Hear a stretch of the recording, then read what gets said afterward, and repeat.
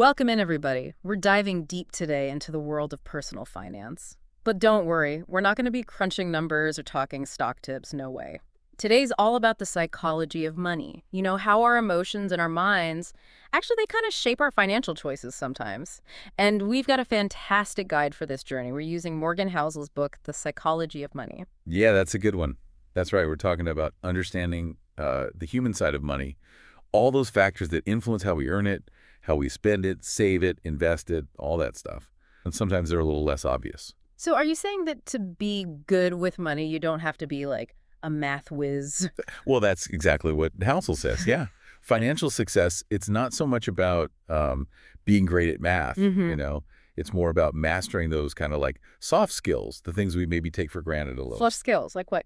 Patience, Hmm. humility, being able to control your emotions, that kind of thing. Okay, but those can be tough to measure, right? How do we even identify them, let Yeah. alone, cultivate those skills, especially in a world where everyone's telling you to get rich quick, chase that hot stock? Yeah, that's the thing, isn't it? That's a great question. I mean, it goes to the heart of why I think a lot of people struggle with money. We're always told to focus on the technical stuff, right? The formulas and the spreadsheets and all the fancy investment strategies.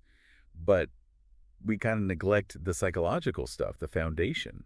I mean, Housel tells that story about that tech exec, the brilliant guy who designed, like, a key component for Wi-Fi routers, right? Yeah. Started and sold companies. He had all the outward signs of success, but he was terrible with money, like flashing cash, bragging about his wealth, making these impulsive decisions, and it all just led to financial ruin. Yeah, it's classic. It just shows that intelligence and financial success, they're not always connected, are they? I mean, he had all the technical skills, but he just lacked, I don't know, like the emotional intelligence or the self-awareness to actually manage his money well. It makes you wonder, if even brilliant minds can struggle with money, what hope is there for the rest of us?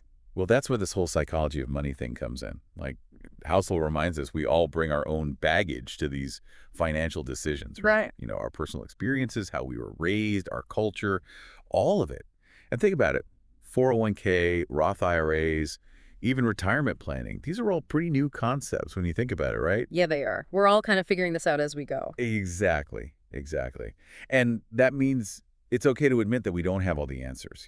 It's actually kind of liberating to realize we're all newbies at this, even the quote-unquote experts. That's right. Takes the Okay. pressure off a bit. There's no one right way to do things. Mm-hmm. Your financial journey is yours. It's shaped by your own experiences and your goals. And that's okay. Speaking of journeys, Housel really challenges that myth of the self-made millionaire, doesn't he? Like, he emphasizes the role of luck and risk, all those factors that are often outside of our control. Oh, absolutely. He uses those contrasting stories. John Bogle, founder of Vanguard, and then Rajat Gupta, former Goldman Sachs executive who was convicted of insider trading. Both really talented and ambitious guys. But luck played a huge part in their vastly different outcomes. It's kind of humbling, to think that even with hard work and skill, some things are just beyond our control. For sure. And it's a reminder to be a little more compassionate, Yeah. to ourselves and to others when it comes to success and setbacks. Okay, we've talked about soft skills, the self-made myth, and the role of luck.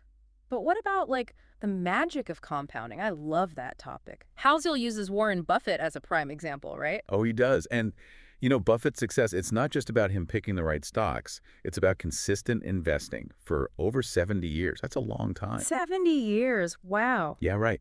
Housel has this great thought experiment. He says if Buffett had started investing in his 30s instead of his teens, his net worth would be like 99.9% less. Whoa, that's a huge difference. It is. Really puts things in perspective. So it's not about getting rich quick. It's about playing the long game, starting early. Let that time work its magic. That makes me think, am I focusing too much on short-term gains? Am I missing out on that whole power of long-term compounding? It's definitely worth considering. A lot of the financial advice out there, it focuses on those short-term returns. Mhm. But Housel reminds us, patience and consistency, they can be so much more powerful in the long run. Ah, I like that. Okay, all this sounds great, but let's be realistic. What about those of us who, aren't starting with a ton of cash? Does this long game even apply? Oh, it absolutely does. This is the thing, right? Yeah. The power of compounding. It works even with small amounts. The key is consistency in time. Even if you can only invest a little each month, starting early and letting those investments grow, it can make a huge difference over time. Okay, I'm convinced. Compounding for the win. But what about happiness? Where does happiness fit into all of this? I mean, we all know money can't buy happiness, or Yeah. can it? Huh. That is the question, isn't it?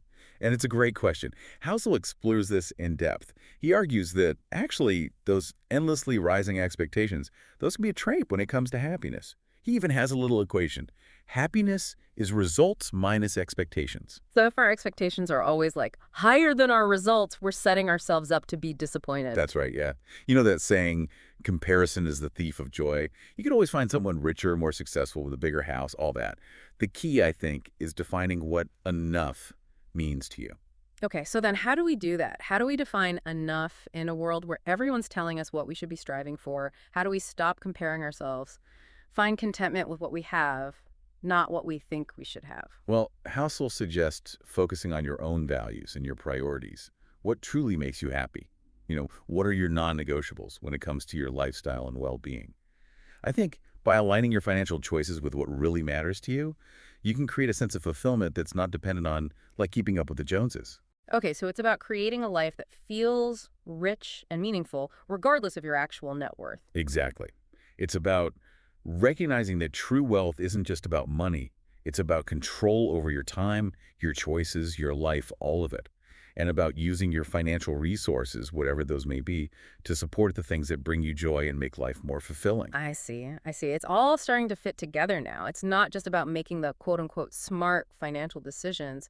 It's about understanding the psychology behind those decisions and aligning them with, our values and our goals. That makes a lot more sense to me now. That's exactly it. And the great thing is, once you start to grasp this whole psychology of money, you can use those insights to your advantage. You can make more informed decisions. You can avoid some of those common pitfalls that trip people up. And ultimately, you can create a more financially secure and fulfilling life. This is incredible, seriously. But we're just getting started. Stay tuned for part 2 of this deep dive, where we'll explore even more fascinating concepts from Housel's book and hopefully learn how to apply them to our own financial journeys. I'm still thinking about that equation. Happiness equals results minus expectations. Yeah, it really is. It makes you think, huh? It does, it does. And it shows you just how important it is to, like, manage those expectations, right? Yeah, I mean, we see images of wealth and success all the time, yeah. everywhere we look. It makes it hard to appreciate what we already have. It's like we're always striving for more, never satisfied. But Housel says true contentment comes from aligning our money choices, our financial choices with our values. Right. Yeah. Absolutely. Yeah. It's about, like you said, defining what enough means Yeah. for you. What are those non-negotiables? What really brings you joy and fulfillment? Once you figure that out, once you have a clear sense of what's important, then you can start making decisions, financial decisions that support those goals. This reminds me, Housel talks about embracing irrationality. Sounds a little counterintuitive, right? We're always told to be rational with our money. I know, right? It kind of goes against everything we've been taught. It does. But, Housel points out, we're not robots. We're humans, right? We Yeah. have emotions. Yeah. And those emotions play a huge role in our financial decisions. He tells that story, remember? Julius Wagner Jareg, the doctor who cured syphilis by, get this, intentionally giving patients fevers. Yeah. Wild, right? Seemed crazy at the time, but hey, it worked. It did. So it's not about, ignoring logic completely. It's about, I guess, finding that balance between reason and intuition.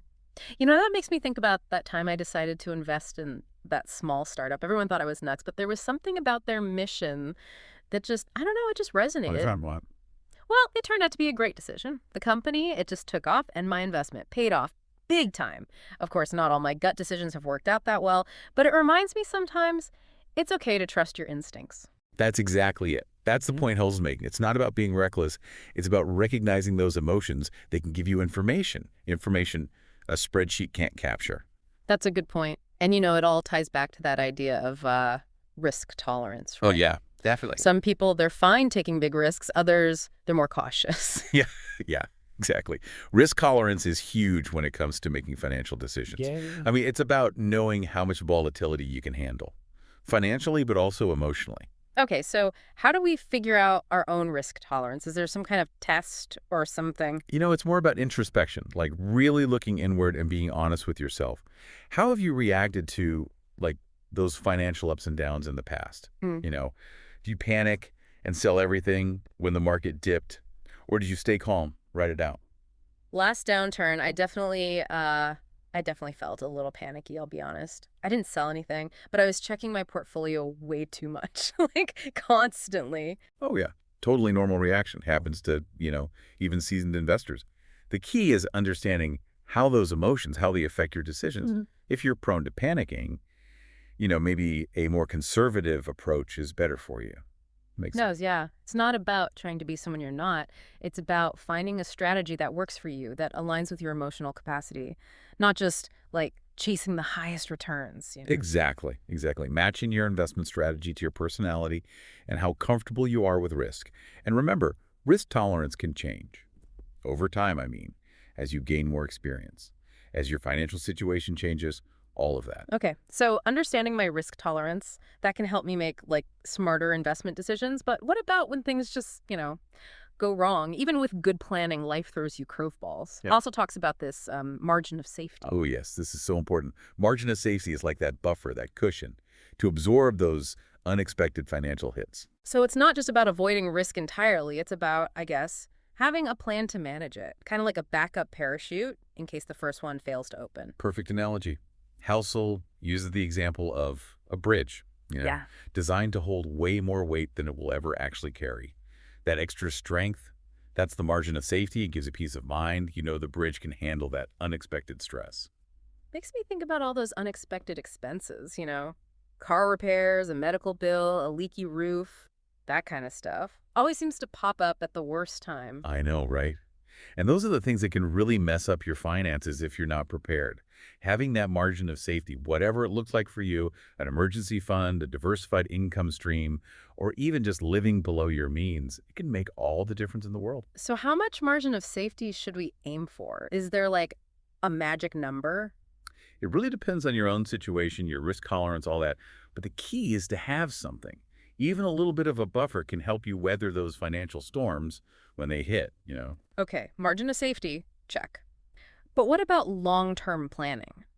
Housel talks about, the challenges predicting the future and how our own biases, they can really cloud our judgment He sometimes. does, yeah. And he really emphasizes how much we tend to overestimate our ability to control what happens. We think we can predict the future, but there are always going to be those unknowns, those things we just couldn't have anticipated. It's like we tell ourselves these stories about how things are going to play out, right? And then life just, it throws a curveball and we're totally blindsided. That's it, yeah. Housing uses the example of all those people who, were totally convinced housing prices would just keep going up forever. Yeah. Early 2000s, remember that? They were so caught up in that story that they ignored all the warning signs and ended up making some really, really bad decisions. We all know how that ended. It's a good reminder that even the experts, they can get it wrong sometimes. Yeah, and it shows how important it is to be aware of our own biases. Yeah. We all have them, and they can lead us down the wrong path. Okay, so how do we avoid that trap? How do we become more objective, less influenced by those biases? Housel suggests, looking for different perspectives. Challenge your own assumptions. Be open to the possibility that you might be wrong. It's about being humble, recognizing that you don't have all the answers, which can be tough sometimes. I know, especially these days, we're bombarded with information and opinions constantly, everywhere. It's so easy to just, get sucked into these echo chambers and only listen to people who agree with us. Exactly. Exactly. It's about being willing to, step outside that comfort zone. Think about different viewpoints. Be open to changing your mind if the evidence calls for it. It's making me think about all the times I've made financial decisions based on like advice from a friend or family member without, actually doing my own research. Sure, sure. It's natural to ask for advice from people we trust. But in the end, you're the one who has to live with the consequences of your choices. You're the one who's responsible. So it's important to do your own research, think it through, and make choices that feel right to you, even if they go against what everyone else is saying. Okay, I'm writing this down. Diverse perspectives, critical thinking, taking responsibility for my own choices. Got it. But what about those big decisions, the life-altering ones? Choosing a career, buying a house, that kind of thing. How do we apply all this to those big milestones? Yeah, yeah. Housel has some good stuff on this too. Yeah. He says that, well, first off, our preferences, they change over time. Our priorities too, right? Mm. What seems super important at 20 might not be such a big deal at 40, Mm. or 60. Like that saying, you can't connect the dots looking forward, you can only connect them looking backward. Something like that. There you go. So Housel says build in some flexibility whenever you can. Don't box yourself in. Choose a path that might not work for your future self. Makes me think about all those people who feel stuck in a job they hate, and they feel like it's too late to change. It happens, right? It's a common problem. But Housel says it's never too late to rethink your goals and make changes, even if they seem scary. It's about being honest with yourself, figuring out what you really want, and having the guts to make changes, even when it's hard. Okay, that's pretty empowering, taking control of your own story, not just being like a victim of circumstance. But how do we balance that need for flexibility with, the realities of planning for the future? We can't just wing it and hope for the best, can we? That's a good point. Flexibility doesn't mean you throw out all caution, right? Doesn't mean you're being irresponsible. It's about having a plan, but also being open to adjusting that plan as you go. Recognizing life's unpredictable, and you got to be able to adapt. So it's like having a roadmap, but you're open to, taking detours along the way. Exactly, exactly. And having that solid financial foundation, remember, like we talked about, the margin of safety, that gives you the freedom to make changes without blowing up your whole plan. I'm totally rethinking my approach to financial planning. It's not just about, the numbers and the budget. It's about me, my values, my risk tolerance, being prepared to adjust. It's a whole different mindset. It is, yeah. Yeah. It's about being mindful, being intentional, and really owning those financial choices, the big ones and the little ones. This brings us back to Housel's message, that core message, the psychology of money. It matters. It's not just about the numbers. It's about understanding ourselves, our biases, and honestly, the stories we tell ourselves about money. Absolutely. Yeah. And you know what?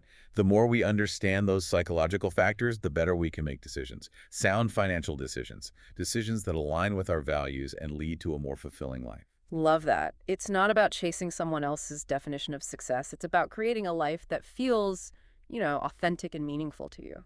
That's it.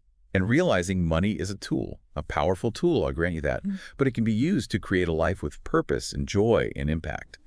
But it's up to each of us to figure out what that looks like and use those resources wisely. This has been an amazing conversation. I'm seeing the world of money in a whole new light now. But we're not done yet. Stay tuned for part 3 of this deep dive, where we'll delve even deeper into Housel's insights and explore some practical ways to actually use these principles in our own financial lives. Welcome back to our deep dive into the psychology of money. I feel like, we've covered so much ground, the power of compounding, understanding those biases, but I'm ready for more. What else did Housel, what other nuggets of wisdom did he have in store? Oh, there's so many. One that really stood out for me was this idea, the end of history illusion. Have you ever heard of that one? End of history illusion. Sounds kind of intriguing, but I don't think I'm familiar. What is that? It's basically this thing we do. We tend to think, who we are today. This is it. This is who we'll be forever. But we forget, I think, how much we change over time, how much we evolve as people. So it's like we're looking at life through a rearview mirror, assuming the road ahead, it's going to be just like the road behind us. But what if there's a sharp turn up ahead or a detour? We might not even see it coming. Exactly. Yeah. Exactly. And that can lead to some pretty big mistakes when it comes to planning our finances. Think about it. What were your financial goals 5 years ago? I bet they're different now, right? And chances are, 5 years from now, they'll be different again. It's about building flexibility into your plan, to accommodate all that change. Okay, yeah. So it's like we need a financial plan that's more like choose your own adventure, not just like a straight line. But how do we do that? I mean, we can't just throw caution to the wind, can we? Right, right. It's not about being reckless, but it is about, acknowledging that life is unpredictable. Housel reminds us that no matter how much we plan, there are always going to be those unknowns, right? He calls them black swan events, those things that just catch us completely off guard. Black swans. Ooh, I like that. Like those birds, right? That no one believes exist until they see one. They remind us that the unexpected happens a lot. Exactly. Housel uses that, the 2008 financial crisis. Nobody saw that coming, hardly anybody. But man, did it have an impact, Those black swan events, those are the things that remind us we're not really in control. As much as we like to think we are, I guess. So if we can't predict those black swan events, how do we how do we protect ourselves? I mean, do we just cross our fingers and hope for the best? Well, Housel talks a lot about diversification, and not just with our investments. In our lives in general. So spreading out that risk, having like different income streams, different skills, interests, a support system, kind of like a safety net, Huh. in case you fall. Perfect analogy. Ex- Exactly. It's about having options, being able to adapt, you know, bounce back from those setbacks when they come, Yeah. because they will come. Okay, diversification, Hmm. flexibility, expecting the unexpected. Got it.